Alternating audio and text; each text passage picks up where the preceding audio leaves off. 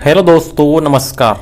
आज हम चल रहे हैं दृष्टि आईएएस कोचिंग के इंदौर सेंटर पर विकास सर के सेमिनार में। तो सेमिनार की टाइमिंग 12 बजे थी। मैं सुबह 10 बजे तैयार हो गया और 11 बजे मैंने जाने का प्लान किया, किंतु 11 बजे भी मैं लेट हो गया। लोग 10 बजे जाके वहीं बैठ गए और 4 नंबर क्लास में सर की लाइव क्लास थी और उन्हें वो वहाँ उनके जगह मिल गई और मुझे 5 नंबर रूम में जगह मिली। तो मैं विकास सर को लाइव नहीं देख पाया। सर के सेमिनार के लिए मैंने किताब रख ली कि कुछ नोट डाउन करना होगा तो कर लेंगे।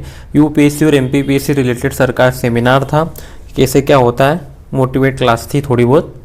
इसके लिए मैंने ये किताब एक रख ली और एक पेन रख के मैं अपनी बाइक से निकल गया इंदौर के दृष्टि कैंपस की ओर। इंदौर में दृष्टि का कैंपस भंवरकुआं पर है। तो ये रहा हमारे इंदौर का भंवरकुआं चौराहा। भंवरकुआं चौराहा क्रॉस करके मैं दृष्टि कोचिंग के पास पहुंचा और कोचिंग के पास आप माहौल देख सकते हो। भीड़ इतनी थी कि कोचिंग से दूर दूर तक गार्डन के पास बाइक की पार्किंग करना पड़ी। मैं तो पीछे गार्डन के पास पार्क करके आया था मेरी बाइक। ये आप देख लीजिए बाइक कितनी खड़ी हुई है।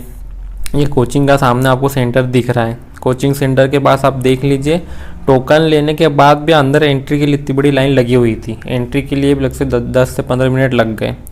टोकन बताने के बाद मेरी एंट्री हो गई क्लास में। या अंदर से घूमते हुए बिल्डिंग के 4th फ्लोर पे मैं रूम नंबर 4 में पहुंचा।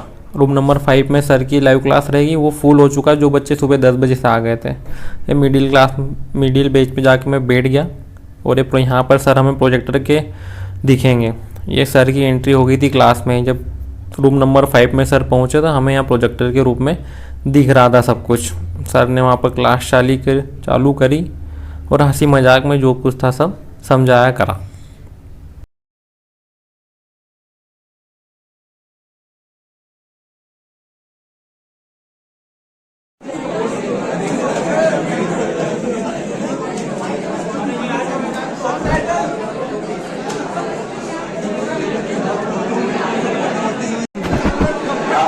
कितने बच्चों का इंग्लिश मीडियम है?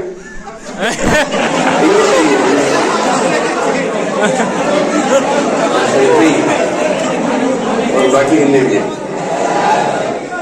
और इंग्लिश मीडियम वाले ऐसे बच्चे जो हिंदी नहीं समझते, हाथ खड़ा करें।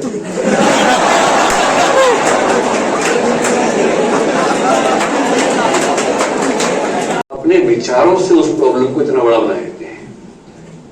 प्रॉब्लम है इतनी, बस इतनी सी प्रॉब्लम, बस सोच के हमने इसको इतना बड़ा बना दिया और हमने मन ही मन में जूझ रहे हैं कि इतनी बड़ी समस्या और मैं कैसे जूझूं, जबकि जूझना इससे है। और आपने उसको इतना बड़ा बना दिया कि इससे मैं कैसे जूझूं, और मन ही मन में घबरा के। जैसे सिंपल सा एग्जांपल है। सिंपल सा एग्जांपल ये है कि आप और आपका कोई दोस्त या आपकी कोई दोस्त पोहे खा रहे थे किसी शॉप पे, और इतने में आपके शहर के किसी पड़ोस के इंसान ने आपको देख लिया। ये सब भय रहता ना आप लोग के थोड़ा सा, क्योंकि पापा मम्मी नहीं समझते इंदौर की जिंदगी कैसी। सीआरपीएफ का जो डायरेक्टर होगा, डीजीपी होगा, हेड होगा, वो आईपीएस होगा। सीआईएसएफ उसका हेड आईपीएस होगा। बीएसएफ उसका हेड आईपीएस होगा। एसएसबी उसका हेड आईपीएस होगा। सीबीआई उसका हेड आईपीएस होगा। एनआईए उसका हेड आईपीएस होगा। आईबी उसका हेड आईपीएस होगा।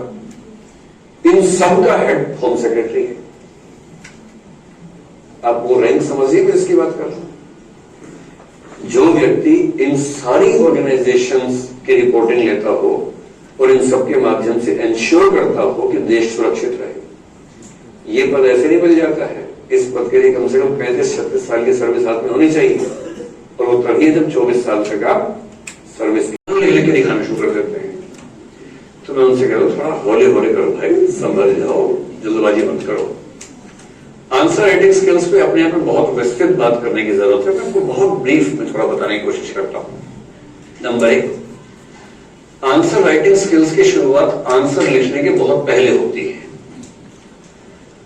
यूपीएससी की विशेष तौर पर बात करूं तो आंसर राइटिंग स्किल में पहली चीज है कि आपकी राइटिंग स्पीड कैसी है। अगर आप 1 मिनट में 25 से 30 के बीच में शब्द नहीं लिख पा रहे हैं तो यूपीएससी में लगभग तय मान के चलिए कि सिलेक्शन होना मुश्किल है। 1 मिनट में 25 मिनिमम है। कोशिश करनी है 30 शब्द की। आसान लग रहा होगा, आगे करके ट्राई करो। अभी आप लोगों की स्पीड अमूमन 15 से 20 के बीच में होगी, और यदि 18 की स्पीड है और 18 से 25 से 30 है कि 12 लाख लोग परीक्षा देते हैं, केवल 100 का होता है, ये मुहावरे। 12 लाख लोग फॉर्म भरते हैं, केवल 5 लाख प्रीलिम्स में बैठते हैं। प्रीलिम्स में बैठने वाले आज तक 6 लाख नहीं हुए हैं यूपीएससी के इतिहास में, आज तक नहीं हुए हैं। फॉर्म भरने वाले 12 लाख है, क्योंकि फॉर्म भरने में कुछ नहीं जाता है, कोई भी भर देता है। कई गांवों में परंपरा है, खानदानी परंपरा है फॉर्म भरने की, तो लोग भर रहे हैं। उन 5 लाख में से ले देके 1 लाख लोग सीरियस होते होंगे मेरे अनुमान से, जिन्होंने ठीक से तैयारी की कर रहे हैं। जैसे मैं आप सबको भी सीरियस ही मान के चल रहा हूं, आप इतने सीरियस हैं कि आपने तैयारी की शुरुआत कर दी है, पर एक लंबे स्ट्रगल की शुरुआत करना और स्ट्रगल को पूरा करना, उसके बीच में बहुत सारे ऐसे मोड़ हैं जहां से लोग निकल लेते हैं। जिन्होंने 1.5-2 साल की तैयारी ठीक से की है, ऐसे लोगों की संख्या मेरे अनुमान से 1 लाख से ऊपर नहीं। लगभग 3 बजे के आसपास सर हमारी क्लास में भी लाइव आए और 15 मिनट तक उन्होंने हमें से बातचीत की।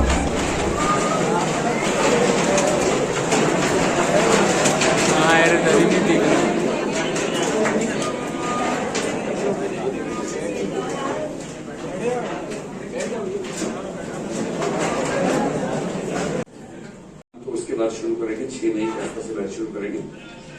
तो मेरा अभी आपको सिर्फ इतना कह रहे हैं, कोई भी दुविधा हो, कोई अपेक्षा आपको दृष्टि से हो, तो एकदम निश्चिंत रहें, हमारी टीम पूरा करेगी और मैं ये वायदा करता हूँ कि वो सब ठीक से होगा। सर के जाने के बाद सेमिनार ख़त्म और हम सब भी अब निकल गए हमारे रूम की ओर।